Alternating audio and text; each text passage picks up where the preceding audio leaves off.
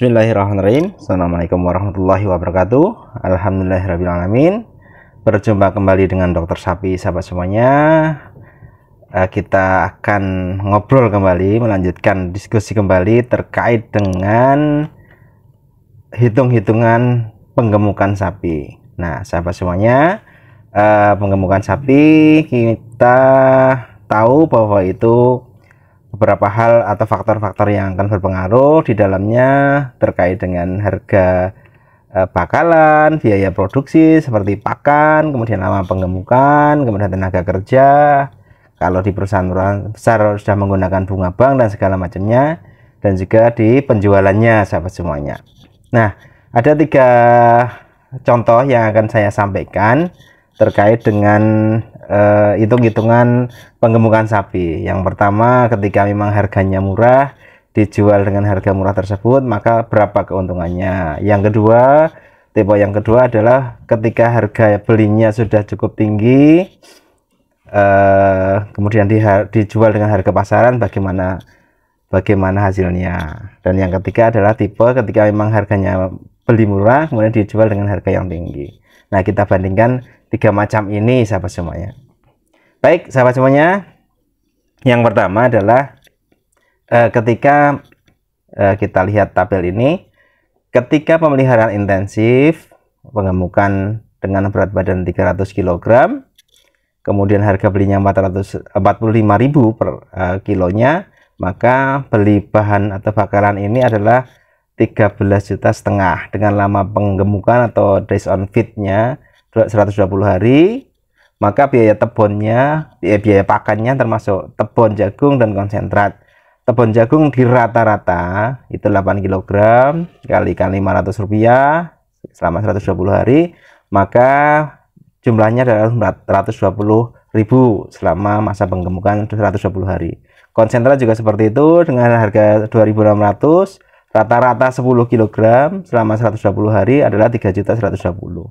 Obat, karena sekarang harus dituntut dengan vaksinasi, kemudian obat-obatan yang lain, maka biayanya adalah 25.000 sampai 1 periode penggemukan berakhir. Kemudian tenaga kerja dalam populasi yang besar, hitungannya adalah per ekor Rp1.000 atau selama masa penggemukan adalah 120.000, kan seperti itu, sahabat semuanya. Dengan asumsi bahwa memang ada utang bank, kemudian menggunakan modal dari bank, bunga 12%, ini sebanyak Rp540.000. Nah, kemudian total biayanya adalah 4.285.000. Kemudian itu total costnya ditambahkan dengan 13 juta modal bakalannya. Ketika memang penjualan berat badan jualnya dengan ADG pertumbuhan berat badan harian 1,3, berat badan jual adalah 456 dikalikan harga penjualan yang 43.000, maka ketemunya adalah 19.608. Keuntungan bersih per ekor selama pemeliharaan adalah 1.823. Maka keuntungan per tahun atau 3 siklus penggemukan adalah 5.269. Nah, ini sahabat semuanya. Ini adalah contoh ketika memang kita beli harga bakalannya 45.000, kemudian dijual dengan harga 43.000. Ini yang harga-harga memang yang tidak wajar, atau harga-harga yang sekarang mencerminkan harga-harga dari sapi Australia, sahabat semuanya, dijual dengan harga segitu, sehingga memang dijualnya juga tidak wajar, bukan harga normal. Nah, kemudian yang berikutnya, tipe yang kedua, sahabat semuanya, adalah tipe pemeliharaan intensif. Sama, kita belinya dengan bobot berat badan 300 kilo, harga 45.000, harga pemeliharaan sama, tebon jagungnya sama, konsentrat sama, lama pemeliharaan sama, kita anggap faktor lainnya semuanya sama. Nah, ini dari harga belinya adalah tadi 13,5 juta, kemudian ditambah total biayanya tadi 4.285.000, dengan harga jualnya 52.000 per kilo. Maka kalau tadi harga jualnya 43, sekarang kita coba jual, beli bakalannya harga 45, jualnya 52, tentu keuntungannya akan berlipat ganda. Keuntungan bersih per ekor selama periode pemeliharaan mencapai 5.927. Keuntungan per tahun dalam 3 siklus ini 17.781.000.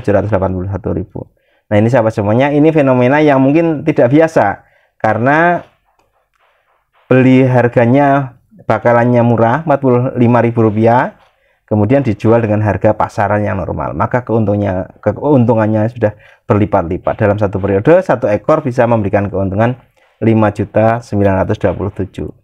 Nah, ini tipe yang kedua. Kemudian tipe yang ketiga, kita coba lihat ketika ini banyak terjadi di masyarakat atau di peternak kita. Jika memang pembelian bakalannya harganya hampir sama dengan harga penjualan, yaitu 52.000. Jadi sapi dengan bobot 300 dikalikan 52.000 harga pembelian, maka harganya adalah 15.600.000. Dengan lama pemeliharaan yang sama, kebutuhan tepung jagung konsentrat juga sama, kemudian obat-obatan, tenaga kerja, bunga bank, total biayanya juga sama kita anggap, maka ketika dijual dengan ADG 1,3, maka hasilnya adalah Rp20.712.000. Keuntungan bersih per ekornya 3.872, atau dalam 3 siklus pengemukan masing-masing 120 hari, keuntungan per ekornya Rp11.481.000. Nah, ini sahabat semuanya, ini ketika memang harga belinya adalah harga beli normal, dijual dengan harga normal, diberikan pakan yang optimal seperti ini, maka hasilnya keuntungannya dalam satu siklus per ekor bisa mencapai 3,8 juta sahabat semuanya. Nah, ini yang banyak dilakukan di masyarakat. Syaratnya apa?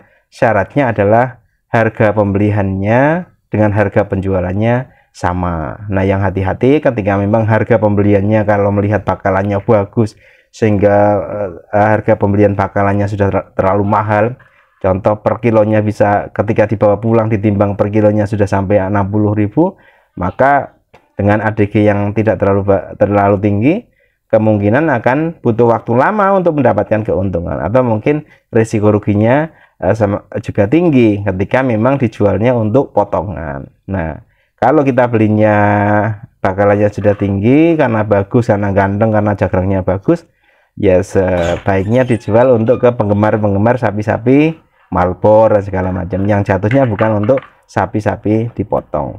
Nah, sahabat semuanya, itu jadi secara ringkasnya, sahabat semuanya, kalau secara ringkasnya kita bisa lihat bahwa dengan tiga metode sistem ini, dengan harga pembelian,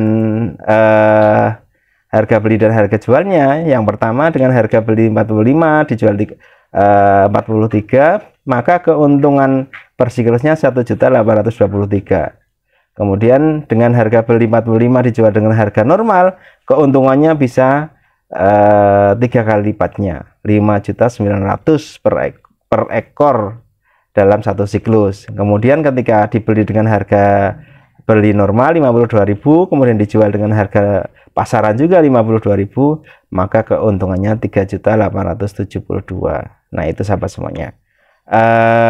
Jadi seperti itu hitung-hitungannya. Itu pun kalau kita anggap semuanya faktornya normal, tidak ada kematian sapi, tidak ada hal-hal yang berlebih dan segala macamnya. Kemudian kita anggap juga pakannya pakan terjangkau, walaupun harus membuat formulasi pakan sendiri. Konsentrat di sini hanya 2.600